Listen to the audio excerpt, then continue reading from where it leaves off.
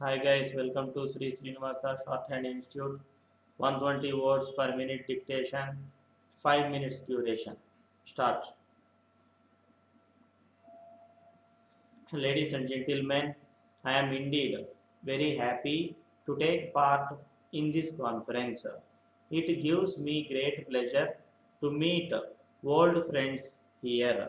When I was invited by the organizers, I felt I should not miss this occasion. As a matter of fact, I was planning to go abroad, but I cancelled my trip in order that I might be able to attend the function. There are many problems which require discussion, and I do not know where to begin and where to end. In fact, we have many speakers who will deal with every one of them. For my part, I shall take up three or four questions which are important.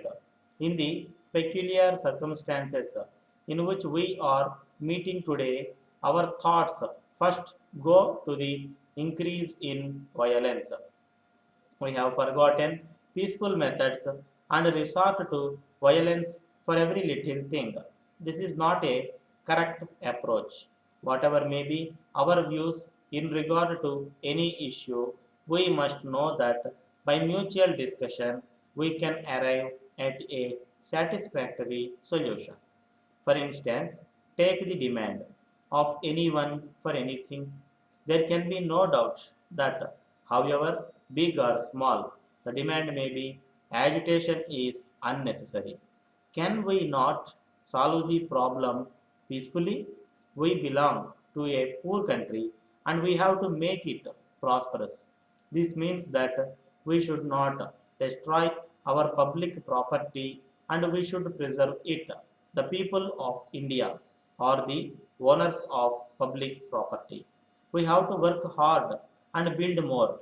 At all times, let us remember that violence is not the correct answer to any problem. Freedom has given us opportunities to make our country strong and wealthy. If we do not know how to make the best use of these opportunities, we cannot make progress at all. More and more industries have to be started taking advantage of our resources. In respect of agriculture, we have to increase our production by using modern methods and extending credit facilities to farmers. We are happy to note that banks and cooperative societies are playing a significant part in this regard. Everything possible is being done by the government to increase agricultural production. Side by side, industrial production has to be stepped up. This doesn't mean that everywhere we should have only heavy industries. No one can dream of prosperity for India if rural India is forgotten. So many of our people live only in villages. They are so poor that they need our immediate attention. Take our system of education. We have many achievements to our credit in this field. India today is quite different from what it was 30 years ago.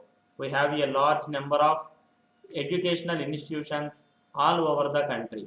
There is a lot of improvement in the quality of education as transport facilities have increased. Students experience not much difficulty. The teachers are paid well and textbooks and notebooks are available at reasonable prices.